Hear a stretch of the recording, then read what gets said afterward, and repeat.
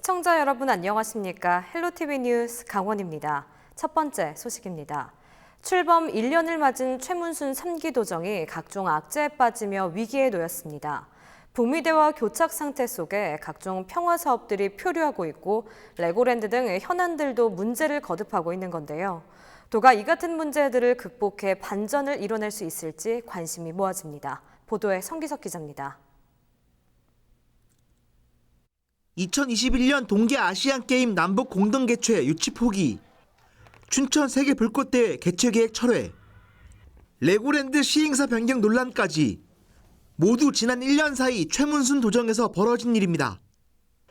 지난해 전국적으로 불었던 더불어민주당 바람과 평창올림픽 성공 개최 분위기 속에 최문순 3기는 그 어느 때보다 편안히 출발했습니다. 하지만 그 후 1년은 전혀 그렇지 않은 모양새입니다. 최문순 3기 도정의 최대 핵심 평화시대는 아직 눈에 보이는 성과를 올리지 못하고 있습니다. 대통령 공약으로 파주 경제 특구를 이제 그 공약으로 내세우고 있잖아요. 이제 그 부분에 대해서 이제 참 그 어려움이 있다라고 보여지지만 우리 철원 강원도에서는 일단 그 산업단지 공론화가 우선돼야 된다고 생각을 하는데 사실 그 동안에도 그 도민 공론화라든가 또 중앙 정치권 기회 때마다 건의를 드렸던 상황이기 때문에 용역 결과를 통해서 앞으로도 다양한 홍보 활동을 통해서 철원평화 산업단지가 꼭 지정될 수 있도록 열심히 노력을 하겠습니다. 북미 대화가 중단되며 남북 교류도 더 이상 추진되지 못하고 있는 겁니다. 강원도만의 잘못이라고 할 수 없는 부분이지만 최문순 도정에 대한 비판 목소리는 곳곳에서 높아지고 있습니다. 19일 자유한국당 소속 도의원들은 기자회견을 통해 최 지사의 즉흥적이고 일방통행식 지위를 꼬집으며 이에 대한 도민들의 냉혹한 평가를 직시하라고 촉구했습니다. 집권 여당의 도지사가 추진하는 여러 가지 정책, 사업들에 대해서 협조는 할 수 있습니다. 그러나 이 잘못된 사업이나 잘못된 정책에 대해서는 여야를 불문하고 냉정하게 평가하고 제대로 갈 수 있도록 짚어줘야 하는데, 반면 민주당 도의원들은 북미 대화가 재개 조짐을 보이고 있는 만큼 강원도의 평화시대 전략도 곧 속도를 낼 것으로 기대하는 분위기입니다. 지난 두 번의 지방선거와 비교해 가장 성공적으로 출발했던 제3기 최문순 도정이 출범 1년 만에 각종 악재에 휩싸이면서 그 어느 때보다 큰 위기를 맞고 있습니다. 헬로티비 뉴스 성기석입니다. 저희 헬로티비 뉴스에서는 얼마 전 운영 중단 후 방치 상태인 원주 드림랜드에 대해 전해드렸는데요. 원주시가 부지 활용 방안을 찾기 위해 본격적인 움직임에 들어갔다고 합니다. 수년째 계획만 무성했던 원주 드림랜드, 올해는 제대로 된 대책이 나올 수 있을까요? 김선아 기자가 취재했습니다. 4년 전 문을 닫은 이후 허허벌판이 된 원주 드림랜드. 원주시 17개 부서장들이 20일 현장을 찾았습니다. 부지를 둘러보고 활용 방안에 대해 논의하기 위해서입니다. 이쪽이 이 숲이고 산 쪽이 되는 거고, 우리가 이제 이쪽으로 이렇게 올라와서 이쪽으로 이렇게 올라왔죠. 원주시가 지난 5월 한 달간 드림랜드 부지 활용 방안을 공모한 결과 제안 28건이 접수됐습니다. 원주시는 이 제안을 크게 5개 유형으로 줄였습니다. 공원과 어린이 놀이시설, 캠핑장, 물놀이시설, 반려동물 공간 등입니다. 원주시는 다음 달 시정조정위원회를 거쳐 강원도에 최종안을 제출할 예정입니다. 도에서도 이제 그러한 사업을 할 때 어느 정도 윤곽이 나오면은 이제 저희하고 얘기는 했었는데 맨 처음에 시작하는 단계에서부터 이제 저희 의견을 한번 수렴해서 그렇게 하면 조금 더 성공적으로 추진되지 않을까 그렇게 생각을 한 것 같습니다. 부지 활용 방안을 찾기 위한 움직임이 본격화되자 지역 주민들의 기대도 커지고 있습니다. 주민들은 해묵은 드림랜드 방치 문제를 해결하기 위해서는 원주시가 주민들의 의견을 충분히 듣고 지역 특색이 담긴 활용 방안을 찾아주기를 요구하고 있습니다. 큰 기업이 들어오는 게 중요한 것이 아니라 지역 공동체를 같이 협업할 수 있는 그런 모델을 만들어 주셨으면 하고요. 지역 주민들이 아닌 원주시 전체 젊은 인재들이 실무적으로 참여할 수 있는 그런 역할을 해주셨으면 합니다. 원주시는 다음 달 초 간담회를 열어 해당 지역 주민들의 의견을 모을 예정입니다. 수년째 방치되고 있는 원주 드림랜드가 이번엔 해법을 찾을 수 있을지 지역에 관심이 모입니다. 헬로티비 뉴스 김선아입니다. 춘천에서 속초를 잇는 동서고속화철도가 전략환경영향평가를 통과하면서 종착역인 속초역에 대한 관심이 집중되고 있습니다. 당초 속초역을 도심 내인 소야벌 일대로 계획했지만 강릉에서 고성재진 간 동해 북부선철도 연결을 대비해서 종착역 위치를 옮겨야 한다는 의견도 제기되고 있습니다. 지난 18일 속초에서 열린 시민 원탁 토론회에서도 난상 토론이 벌어졌다고 합니다. 노지영 기자가 취재했습니다. 춘천에서 속초를 잇는 동서고속화철도. 종착역인 속초역은 기본 구상안에서 속초시 조양동 소야벌 일대로 고시됐습니다. 그런데 지난해 평양 남북 정상회담 이후 강릉에서 고성을 거쳐 북한으로 연결되는 동해 북부선 철도 추진이 급부상하면서 속초역 위치를 옮겨야 한다는 의견이 대두됐습니다. 여객 중심의 동서고속화철도와 물류 중심의 동해 북부선 철도 등 두 개 노선이 속초역에서 교차하기 때문인데 기존 역사 부지를 그대로 확정해야 한다는 의견도 만만치 않습니다. 상황이 이렇자 속초시는 시민 토론회를 열어 각계의 의견을 수렴하기로 했습니다. 18일 열린 속초 시민 원탁 토론회에서는 역사의 위치를 논하는 토론이 벌어졌습니다. 일원화가 돼서 한다면 참 좋을 것 같아요. 왜냐하면 재정적인 부담이 덜 되고요. 그리고 편의성과 접근성도 광범위할 거라는 생각이 듭니다. 반면 동해북부선이 동해안 해안도로를 따라 북상하는 것을 고려해 동서고속화철도와는 분리해서 만들어야 한다는 목소리도 있었습니다. 어차피 강릉에서 넘어오는 거는 해안도로 선을 따라서 가는 게 좋다. 그래서 북한으로 넘어가라. 시베리아로. 그렇지만 춘천에서 속초까지 넘어오는 것까지 연결이 되고 싶진 않다. 토론 중에는 역사 위치와 통합 여부를 떠나 속초시 30년 수건 사업의 추진 속도를 높이기 위해 원안 그대로 진행해야 한다는 목소리도 나왔습니다. 저희가 어렸을 때부터 나왔던 얘기고 아직까지도 진행이 안 돼 있고 고속 전철을 원했었는데 북부선이 또 끼어 들어갔습니다. 이것이 또 사업 계획이 들어간다면 또 얼마나 늦어지겠습니까, 여러분? 이번 토론에 참가한 시민들 절반 이상이 교동과 노악동 주민으로 이루어지면서 결국에는 지역 이기주의에 그칠 수 있다는 비판도 이어졌습니다. 전문가들의 이야기와 그 백데이터들이 있는 상태에서 무엇이 더 바람직한지에 대한 이야기들이 있었으면 이거는 지역적 큰 틀에서 볼 수 있고 국가적 큰 틀에서 볼 수 있습니다. 그렇지만 또 개인적인 틀에서도 볼 수 있기 때문에 그 개인분들의 의견이나 그 욕구들에 대한 수용 여부에 관한 부분들이 강하게 나올 수밖에 없는 거거든요. 그래서 속초시는 단순한 역사 개념을 넘어 미래 토지 이용 계획을 논하는 자리를 마련한 것이라고 설명했지만 토론을 위한 기본적인 정보조차 제공되지 않으면서 난상 토론에 그쳤다는 비판을 피할 수 없게 됐습니다. 헬로티비 뉴스 노지영입니다.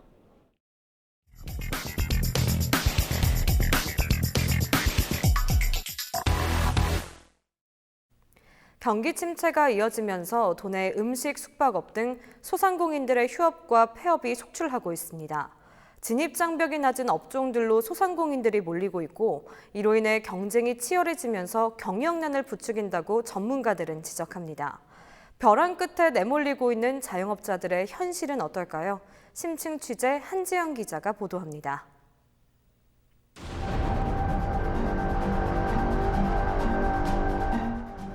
인건비를 줄이면 아까 얘기한 대로 못 보는 사람은 더 많아지는 거죠. 작년부터 좀 안 좋아졌는데 올해는 손님들이 진짜로 생각이 심해지죠. 그런 악순환의 도리는 끊을 수가 없는 거죠. 그렇다면 결국에는 산업의 구조가 재편돼야 되고.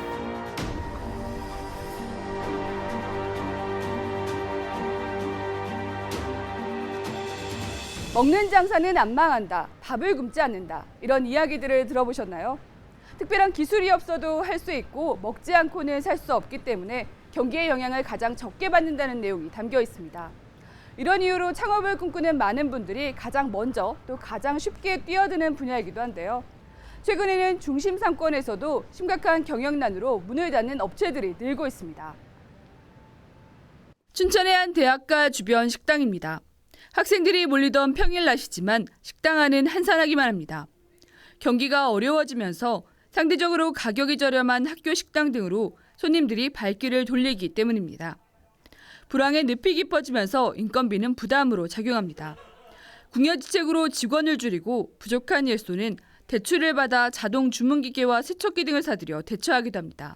재료값은 다 올라가고 뭐 그렇다고 임대료가 떨어지는 것도 아니고 그러면 결국에는 자영업 하는 사람들 입장에서는 줄일 수 있는 거는 인건비 말고는 할 수 있는 게 없어요. 잘 되리라는 희망보다는 어떻게 하든지 버텨야 된다라는 생각.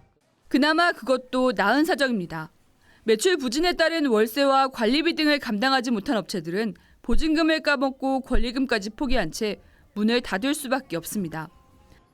감당이 안 될 만큼 손님이 없어요. 작년에 비해서도 거의 40에서 50%가 떨어졌다고 봐요. 여기는 한번 들어오면 나갈 생각들을 하질 않던 곳이었죠. 근데 최근 들어서는 이제 많이들 떠나셨어요. 춘천 상권의 중심인 중앙로도 활력을 잃었습니다. 수백만 원의 높은 임대료에도 불구하고 줄을 서 매물을 기다리는 황금 상권이었지만 최근에는 몇 달씩 그대로 비어 있습니다. 명동의 명동이라는 상권이 얘도 춘천의 대표적인 상권인데 요새처럼 홍보가 처음이에요. 저도 월세가 부담이 있어요. 영업을 안 할 거다라는 정보가 있으면 저런 거 수학이 지기 전에 벌써 계약이 다 끝나버려요. 근데 지금은 붙여도 하나. 이곳은 춘천 도심에 위치한 상가 밀집 지역 중 한 곳입니다. 그런데 이렇게 보시다시피 건물 초입부터 비어있는 점포가 눈에 띕니다. 상가의 안쪽으로도 들어가 보도록 하겠습니다.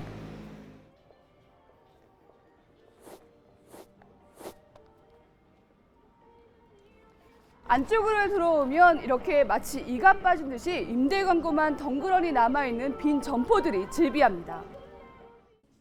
상인들은 경기 침체와 과도한 경쟁에서 벼랑 끝으로 내몰리고 있다며 힘겨움을 호소합니다. 소상공인들이 우선 전혀 어디라도 소상권이 아니고 언제라도 똑같아요. 할 수밖에 없죠. 쉽게 말하면 지는 거 있죠. 살아남을 수가 없잖아요. 작은 날 빚내가 되는 것도 어느 정도 끝이 보이지 않는 경기 불황에 직격탄을 맞는 것은 춘천뿐만이 아닙니다. 2015년을 기준으로 도내 숙박음식업체는 모두 3만 3천여 개. 이 중 1.9%는 연간 영업이익이 적자를 면하지 못했습니다. 58.6%는 영업이익을 냈지만 3인 가구 기준 최저 생계비에 못 미쳤고 13%가량은 임금 근로자로 취업할 경우보다도 적었습니다. 경영 애로사항으로 응답한 것이 주로 내수 부진하고 인건비 및 인력난 등을 중심으로 응답을 하였거든요. 소비 심리가 다소 위축된 부분도 이제 기업 업황적 악화에 일정 부분 영향을 준 것으로도. 전국적으로 경기가 좋진 않지만 유독 도내 상공인들이 영향을 더 많이 받는 이유는 무엇일까? 전문가들은 관광 분야에 집중된 강원도의 산업 구조에서 답을 찾습니다. 음식 숙박업에 소상공인들이 몰려있고 경기의 등락에 따라 매출에 큰 영향을 받는다는 것입니다. 중소기업 연구원이 발표한 소상공인 밀집도 인구 1,000명을 기준으로 세종시는 37개의 소상공업체가 운영되고 있습니다. 이어서 경기도는 52개, 서울은 64개로 늘게 되고 강원도는 70개에 육박해 전국 17개 시도 중 과밀화가 가장 심각했습니다. 생계형 자영업자가 진입 장벽이 낮은 업종으로 물리다 보니 경쟁이 치열해진 것도 큰 문제입니다. 공급이 수요를 넘어서면서 도내 도소매업의 81%, 음식과 숙박업의 73% 정도가 임금을 받는 근로자보다도 수입이 적었습니다.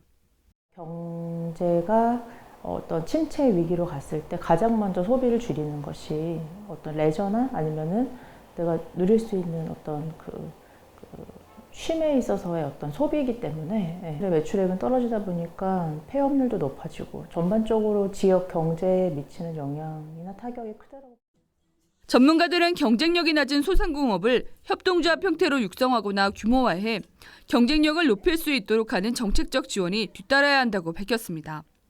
또 근본적인 도내 자영업의 수익 구조 개선을 위해 전체 산업의 개편이 필요하다고 조언합니다. 관광업종 이외의 산업을 육성하고 일자리를 만들어 생활 밀착형 자영업자들을 흡수해야 한다는 설명입니다.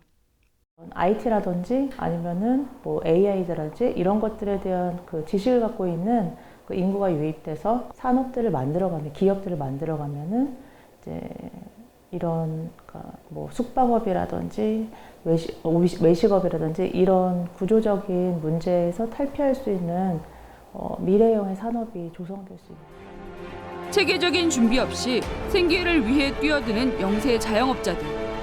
한정된 상권에 많은 자영업자들이 몰리면서 빚어지는 과도한 경쟁이 소상공인들의 생존을 위협하는 악순환으로 반복되고 있습니다. 헬로티비 뉴스 한지영입니다.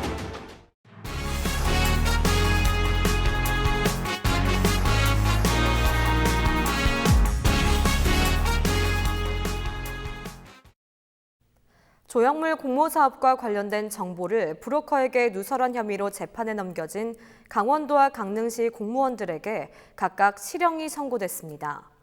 춘천지방법원 강릉지원 제2형사부 강원수 판사는 공무상 비밀 누설 혐의 등으로 구속 기소된 강원도청 5급 공무원 최모 씨에게 징역 1년에 벌금 300만 원을 선고했습니다. 또 같은 혐의로 불구속 기소된 강릉시청 4급 공무원 정모 씨에게는 징역 6개월에 집행유예 2년을 선고했습니다. 철원과 화천, 양구와 인제, 고성 등 도내 5개 접경지역 비무장지대가 유네스코 생물권 보전지역으로 등재됩니다. 강원도는 20일 유네스코 국제조정이 서해 최종 확정에 따라 도내 민통선 지역과 비무장지대 등 18만 2,815헥타르가 생물권 보전지역으로 등재된다고 밝혔습니다. 유네스코 생물권 보전지역은 전 세계적으로 뛰어난 생태계를 보유한 지역을 선정해서 생물 다양성을 보존하게 되며 우리나라에는 설악산과 제주도 등 6곳이 지정돼 있습니다. 중앙선 원주 제천 간 44.1km 복선 전철이 내년 하반기 개통됩니다. 철도시설공단 강원본부는 공정률이 90%를 넘어서면서 역사 건물과 궤도, 전차선 가설을 비롯한 후속 공정을 추진 중에 있다고 밝혔습니다. 하지만 남원주 역사와 서원주 역사, 제천 역사의 경우 공정률은 50%대에 머물고 있는 것으로 나타났습니다.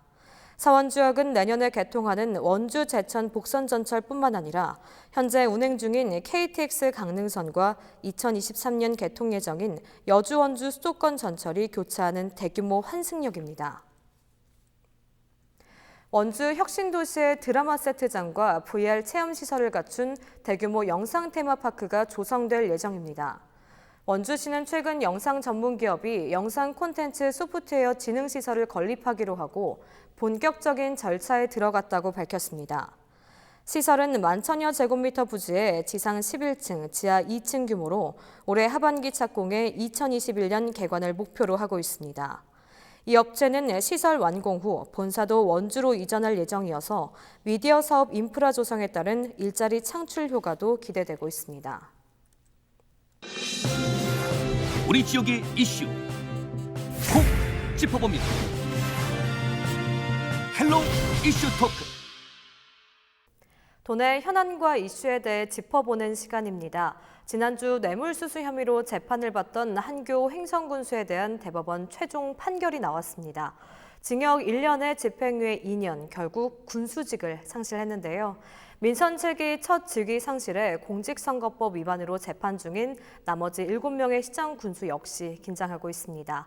각 지자체에서는 행정 공백이 생기지 않을까 우려의 목소리가 커지고 있는데요. 이 문제 이 시간 자세히 들여다보도록 하겠습니다. 스튜디오에 황영주 강원일보 국장님, 안현희 변호사님 나와 계십니다. 안녕하십니까? 네, 변호사님, 한교 횡성군수가 결국 직위를 상실하게 됐네요.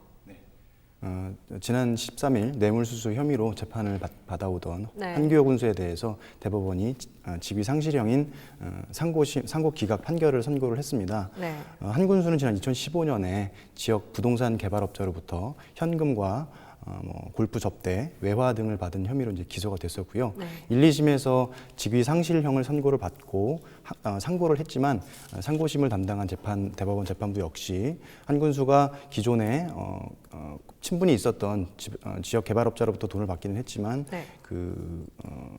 당선이 된 이후에도 돈을 지급을 받았고 그런 부분들은 어떤 직무의 청렴성을 요구하는 그런 고위 공직자에게는 걸맞지 않다라고 판단을 해서 직위 상실형인 원심 판결을 확정을 했습니다.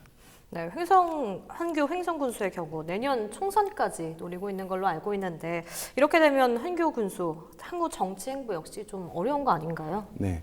이 판결이 확정되면서 향후에 10년간 네. 피선거권과 선거권이 모두 이제 박탈이 됐습니다. 그래서 현재 한규 군수의 연세가 이제 68세이기 때문에 네. 사면이 되지 않는 한 앞으로 향후에 어떤 자기가 직접 출마를 해서 정치를 한다는 것은 사실상 좀 어렵지 않나 생각이 되고요.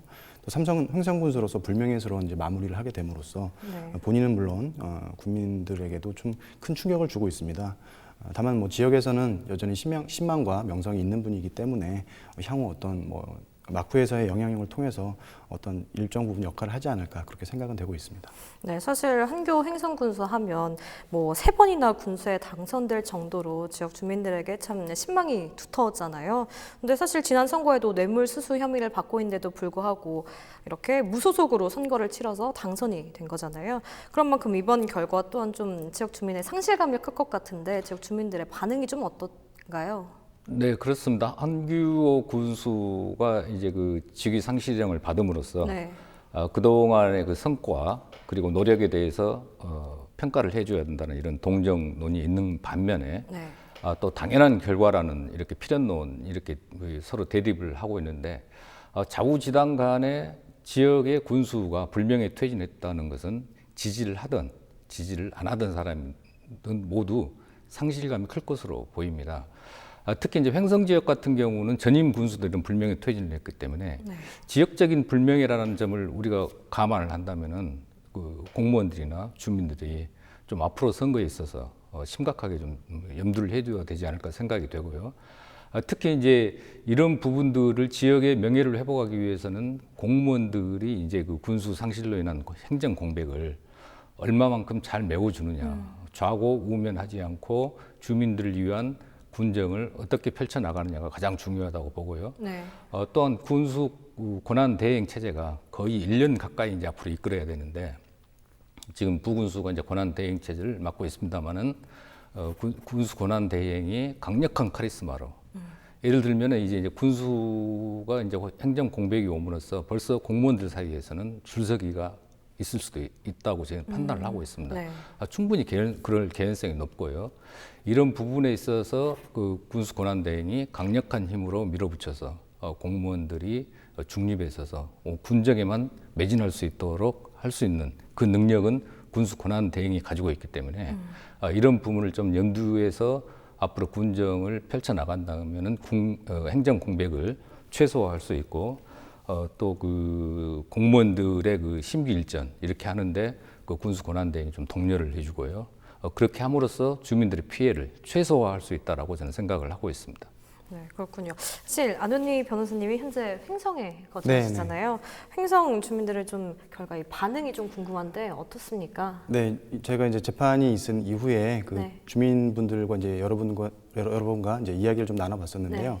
뭐 두 가지로 나뉘는 것 같습니다. 그 군수님의 어떤 그런 입장이 좀 동조하는 입장이 있고 많이 좀 비판을 하시는 분들도 있고요. 네. 그래서 우선 비판하시는 분들을 보면 지역에 좀 피해가 크다. 이 보궐선거로 인해 가지고 발생하는 또 비용들이 군에서도 부담을 해야 되는 부분이 있기 때문에 그런 어떤 상황을 충분히 예견했음에도 불구하고 무소속으로 출마를 해서 당선이 되는 이런 사태를 촉발시킨 부분에 대해서 좀 비판론이 큰 부분이 있고요. 반면에 본인이 이렇게 잘못한 부분을 다 드러내놓고 그것을 숨기지 않고 거기에 대해서 국민들로부터 이제 판단을 받았다. 그래서 국민들로부터는 용서를 받은 것이고 그리고 어떤 지역적인 특성에 비춰봤을 때 그 정도의 뇌물수수 이런 부분들은 충분히 납득할 수 있다라고 해서 어떤 군수에게 동정론을 보내는 이런 두 가지 입장이 충분히 존재를 하는 것 같습니다.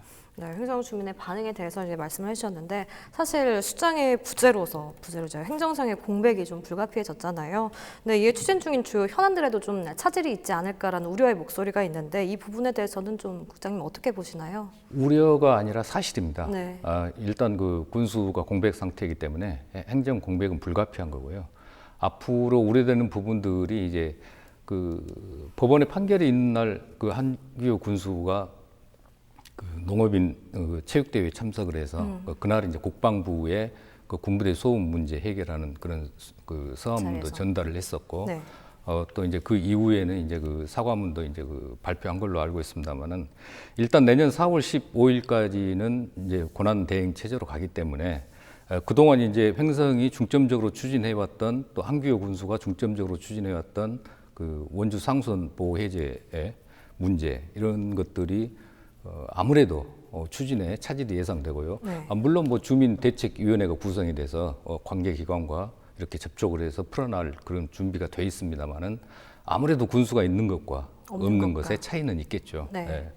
그리고 이제 그 특히 이제 횡성 같은 경우 이제 강원도와 함께 그 강원도형 신산업 그리고 강원도형 일자리를 위해서 이 모빌리티 산업단지를 우천 산업단지에 추진을 했었는데 이 부분에 있어서도 아마 제동이 걸리지 않을까 싶은데 앞으로 이제 횡성군이 어떤 의지를 가지고 추진을 하느냐 또 공무원들이 얼마만큼 의지를 가지고 업무를 추진하느냐에 따라서 물론 이제 강원도와 함께 추진한 사업이기 때문에 강원도에서 이제 일정 부분 뭐 협조가 있을 것으로 알고 있습니다만은 조금 전에 말했던 그런 상실감 극복 과제를 통해서 이런 산업들을 추진을 하고 또 이제 그 횡성 하는 대표적인 또 그 상품 하면은 한우지 않습니까? 네.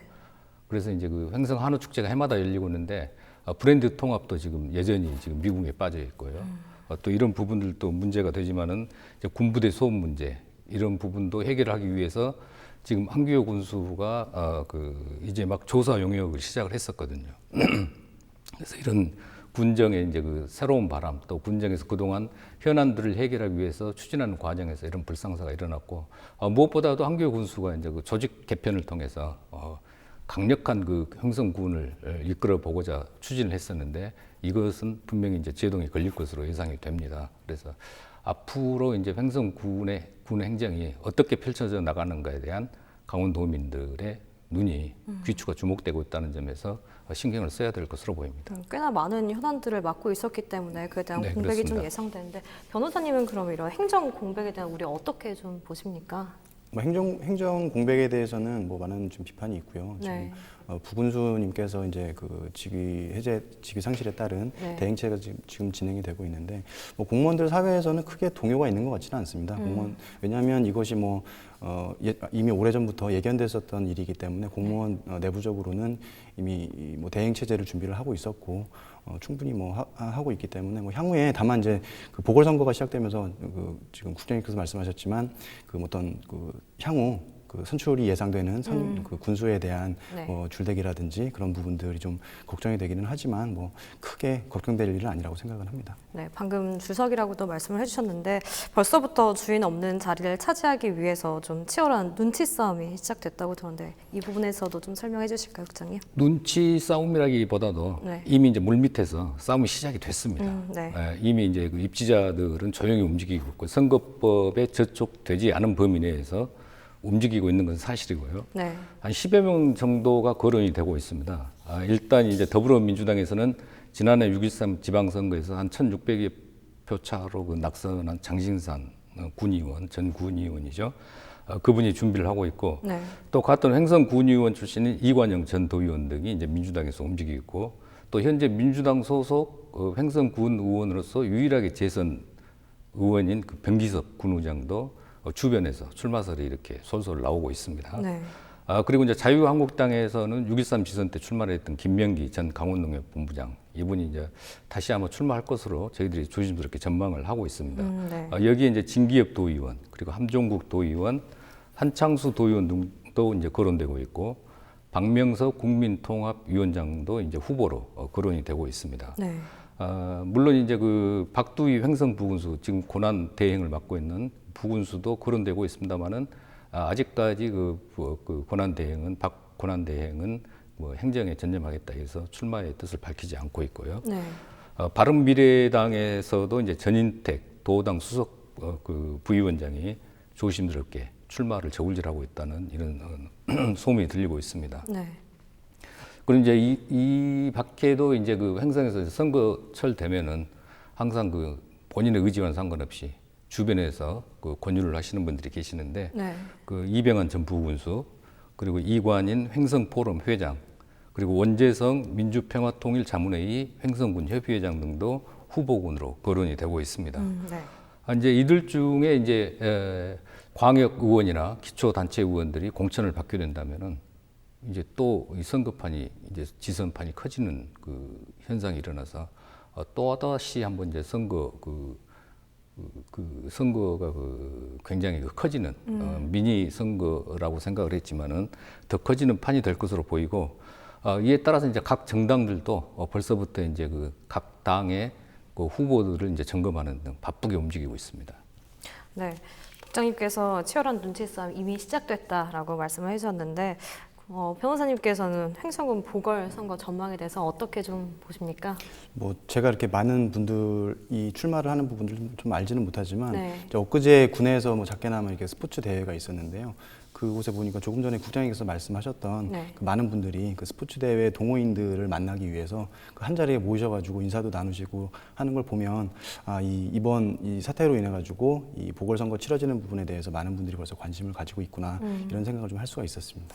네, 이번 한교 횡성군수 판결은 민선 7기 첫 직위 상실이잖아요. 그래서 이 도내 선거법 위반으로 진행 중인 나머지 이제 7명도 사실 어떻게 될지 모르는 네네. 상황입니다. 향후 재판 결과 좀 어떻게 예측을 하고 계신가요? 네, 지금 아직도 7분이 재판을 받고 계신데요. 네. 먼저 뭐 4분 정도는 다행히 벌금형 미만의 선고유예라든지 무죄 등을 받으셨고 나머지 3분은 현재 당선 무효형이 지금 진행이 중에 있는데요. 네. 우선 심규현 동해시장 같은 경우에는 그러니까 심규현 동해시장, 조인묵 양구 군수, 김진아 양양군수, 김철수 속초시장 등 4명은 100만 원 미만의 벌금형 또는 벌금형의 선고유예 또는 무죄가 되어서 당연히 당선 무효 위기는 일단 모면을 했고요. 네. 이재수 춘천시장 같은 경우에는 국민참여재판으로 이제 진행된 1심에서 당선 무효형인 500만 원의 벌금형을 선고를 받아서 현재 항소심이 진행이 주고 있습니다. 그리고 최문순 화천군수 같은 경우에 1심에서 징역 8개월에 집행유예 2년을 선고받아서 항소심에서 이제 사벌이 걸려 있다고 볼 수가 있고요. 이경일 고정우수 같은 경우에는 가장 좀 사태가 심각한 상황인데요. 1심에서 징역 8월에 실형이 선고가 되어서 가장 어려운 상황에 지금 처해져 있습니다. 물론 재판부에서는 방어권 보장이라든지 재난 업무 처리 등의 사정을 고려를 해서 일단 법정 구속은 모면한 상태지만 네. 2심에서 결과에 따라 가지고는 구속되는 최악의 상황까지 이를 수 있기 때문에 이렇게 이제 지금 7분과 7분 중에 4명 정도는 다행히 당선 무효형은 좀 면하시는 분위기이고 3분 같은 경우에는 향후 재판 결과에 따라 가지고 당선 무효형이 선고될 수 있는 그런 상황이라고 볼 수 있겠습니다. 국장님께서는 이번에 향후 재판 결과 좀 어떻게 예측을 하시나요? 일단 선거법이 부정한 방법으로 선거에 당선되면 안 된다는 그런 것들을 보여줘야 된다는 것이 이제 국민들의 시각이고요. 네. 그래서 이런 부분들을 불식시키기 위해서는 단호하게 처리를 해야 된다. 위법이 있을 경우에는 단호하게 처리를 해야 된다는 게 이제 제 생각이고 앞으로 이제 3분 정도가 이제 물론 지금 당선 무효형을 회피한 사람들도 검찰에서 항소를 했거나 상고를 했기 때문에 현재 징역형입니다. 네. 8명 모두가 다 자유스러운 건 아니고요. 일단 그래도 이제 4분은 이제 좀 자유스러운 분위기고 나머지 3분이 여전히 이제 당선 무효형에 처할 위기에 놓인 형을 받고 있는데 잘못이 있으면 분명한 질타를 받아야 되고요. 잘못이 없다면 물론 이제 선거 법 위반이라는 게 애매모호합니다. 법의 잣대가 어느 기준에 적용되냐에 따라서 애매모호한 부분도 있고 또 6개월이라는 짧은 기간에 수사를 한다는 게 부실할 수도 있고 네. 그래서 물론 억울한 부분도 있을 것입니다만은 법이 정확하게 판단을 해줄 것으로 보고 있습니다. 사실 18개 시군 가운데서 이제 절반이 가까운 지자체장들이 이렇게 선거 후에 심판을 받고 있잖아요. 좀 어떤 게 문제라고 보세요, 국장님은? 현재 저희들 국회의원 9명 중에 4명도 지금 법정에 지금 서 있는 상태고요. 네. 자치단체장 같은 경우도 18명 가운데 8명이 법정에 섰고요. 문제가 있는 거죠. 예. 그동안 이제 선관위에서 바라볼 때 선거법 위반하면은 3대 선거법의 금품수수, 그 다음에 이제 흑색선전, 여론조작 이런 부분을 중점적으로 감시를 하고 감찰을 했었습니다. 네.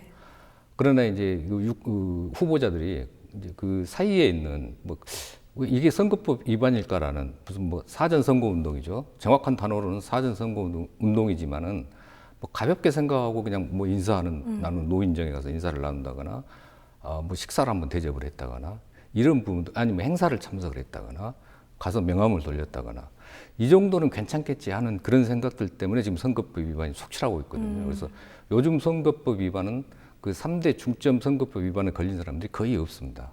그러나 이건 아닐 거야라고 하는 그 부분에 있어서 이제 선거법 위반이 계속 속출하고 있는데 예를 들면 이제 조은 예가 그 김준하 양양 군수 같은 경우는 의회 동의까지 얻어서 예산을 그 집행을 했습니다. 이 통장 그 노인회 지원을 했었고요.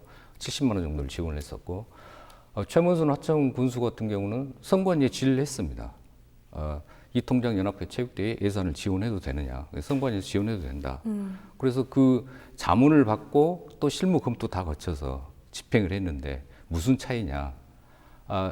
양양 군수는 한 70만 원 정도를 했는데 화천 군수는 1억이 넘는 예산을 지원을 했기 때문에 그 선관위가 비록 질의의 답변을 그렇게 했지만 그렇게 큰 액수는 확대 지출한 거다. 확대 해석한 거다.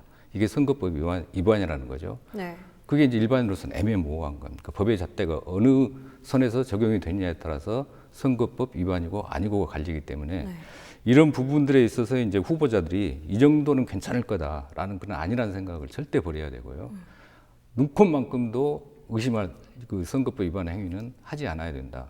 이번 그 8개 자치단체장들의 선거 그 과정을 지켜보면서 내년에 이제 국회의원 선거나 그 보궐선거에 출마하시는 분들이 선거법 위반은 하지 않는 그런 우리 강원도가 됐으면 좋겠습니다. 네, 문제점에 대해서 좀 강력히 짚어주셨는데 앞으로 치러질 선거 사실 돈에 좀 분위기에서도 많은 영향을 미칠 걸로 좀 판단이 되는데 어떻게 보시나요, 변호사님은? 저는 이제 두 가지 부분을 말씀을 드리고 싶은데요. 첫 번째는 이제 지역 주민들이 이런 후보자들이라든가 후보자들의 불법 행위들을 잘 감시를 하고 선거를 할 수 있는 심판을 할 수 있는 권리를 갖고 있는 유권자들이 가장 뚜렷한 심판자가 되어야 된다고 생각을 합니다. 지금 횡성군수 사태에서도 보듯이 횡성군수가 1심에서 당선 무효 직위상실형을 선고를 받고 그것이 항소심이나 대법원에서 확정이 될 것이라고는 대부분의 사람들이 다 예상을 할 수 있었거든요. 그럼에도 불구하고 그런 사실을 다 알면도 불구하고 다시 한번 그 군수를 선출함으로써 향후에 발생되는 보궐선거에 최소한 20억 정도가 이제 소요될 것으로 예상이 되고 있는데 그 부분들 모두 군비에서 집행을 해야 됩니다. 그렇지 않아도 가난한 그런 지자체 아니겠습니까? 그런 부분들에 대해서 국민들이 확실히 좀 심판을 해줌으로써 그런 좀 잘못된 그런 선례가 다시는 나타나지 않도록 하는 부분이 필요로 하고, 그다음에 이제 그 법률에서도 보면 그 지자체장들이 당선 무효형이라든지 뇌물수수로 인해서 직위상실형을 받더라도 그것으로 인해서 선거 관리 비용을 막대한 선거 관리 비용이 발생을 함에도 불구하고 거기에 대한 어떠한 제재라든지 그것을 물리는 그 비용을 물리는 그런 제도들이 없습니다. 그래서 그런 부분들 때문에 다시금 어떤 불법 행위를 다시 하고 하는 부분들이 있기 때문에 법률에서도 개정안이 발의가 된 걸로 알고 있는데 그런 법 개정을 통해서 선거에 당선됐을 때 추후에 당선 무효형이 됐을 때는 거기에 대한 막대한 비용을 부담할 수도 있다라고 하는 그런 경고를 할 필요가 있지 않을까 그렇게 생각을 합니다. 네, 지금까지 황영주 강원일보 국장님과 안현희 변호사님과 이야기 나눠봤습니다. 오늘 말씀 감사합니다.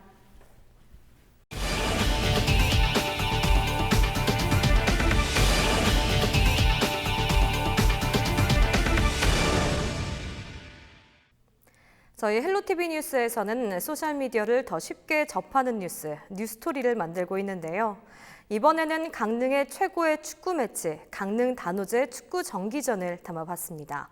매년 단오마다 열리는 강릉 중앙고와 강릉 제일고의 축구 경기. 올해 제32회 정기전이 강릉을 뜨겁게 달궜다고 하는데요. 축구 정기전의 뒷이야기를 뉴스토리에서 전해드립니다. 스페인의 엘클라시코, 영국엔 맨체스터 더비가 있다면 강릉에는 최고의 축구 매치, 강릉 단오제 축구 정기전이 있습니다. 강릉 중앙고와 강릉 제1고의 축구 친선 경기로 옛날에는 두 학교의 이름을 따 농상전, 상농전이라고 불리었는데요. 단순히 지역 고등학교 간 경기라 생각하기엔 수십 년의 역사와 전통을 가진 매치로 매년 단오마다 열리는 지역 라이벌전입니다. 어른들 말을 들어보면은 약 1940년대부터 양교 축구의 정기전은 시작이 됐다. 그 이후에 강릉시 체육회가 주관으로 해서 양교 정기전을 공식화한 거는 76년도. 지난 8일에도 32회 정기전으로 강릉을 들썩이게 만들었는데요. 양 학교의 동문들과 강릉 시민들이 모인 가운데 자존심을 건 한판 승부가 벌어졌습니다. 관중이 거의 한 3만 명 정도가 되니까 그 많은 3만 명의 강릉 시민이 거의 다 올 사람은 다 왔다는 얘기예요. 올해 같은 경우에는 이제 서울서 버스 세대, 안산 버스 한 대, 뭐 경기도 버스 한 대, 울산 한 대 이런 식으로 전국 경영 각지에서 동문들이 버스를 대절해가지고 1년을 기다립니다. 이 축제 한번 보려고. 응원단이 옷을 통해 색깔을 바꿔가며 경쟁적으로 카드 섹션을 펼칩니다. 천여 명의 학생들이 참여하는 카드 섹션은 정기전의 대표적인 볼거리입니다. 올해 정기전 결과는 4대1 제1고의 승리. 자, 2019 강릉 단오제 축구 정기전. 강릉 중앙고등학교와 강릉 제1고등학교의 맞대결. 고교 축구 최고의 더비전. 승자는 강릉 제1고등학교였습니다.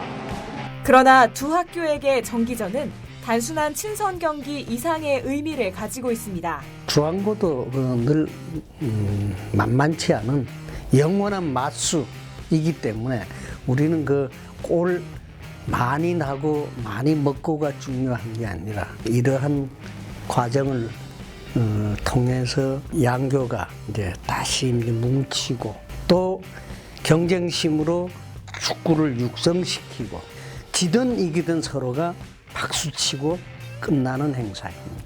서로 젊은 패기와 박진감 넘치는 경기를 함으로써 이제 동문사회보다 지역사회 많이 알려져가지고 다양한 프로그램을 보러 오고 스트레스 해소도 하고 해서 많은 대중들이 참여하고 있다 하고 하는 것이고요. 실제로 두 학교에서 내로라 할 축구 스타를 많이 배출하기도 했는데요. 우리 중앙고등학교 출신은 국가대표나 프로축구의 현재도 중심 역할을 하고 있습니다만 한국 축구의 대들보 역할을 해온 것은 역사가 증명하고 있고 지금까지 국가대표로 발탁이 된 인원이 약 한 20여 명 가까이 되고 중앙고 역시도 그 정도 인원으로 배출을 했고 대표적으로 강릉 중앙고는 1990년부터 96년도 축구 국가대표로 활동한 김현석 선수를 비롯해 지금 올림픽 대표팀 김학범 감독을 배출했습니다. 또 2002 월드컵 전사인 이의룡과 설기현은 강릉 제1고 유니폼을 입고 그라운드를 누볐던 선수들입니다. 그렇다면 이런 단호 축구 정기전, 지역사회에는 어떤 의미를 가지고 있는 걸까요?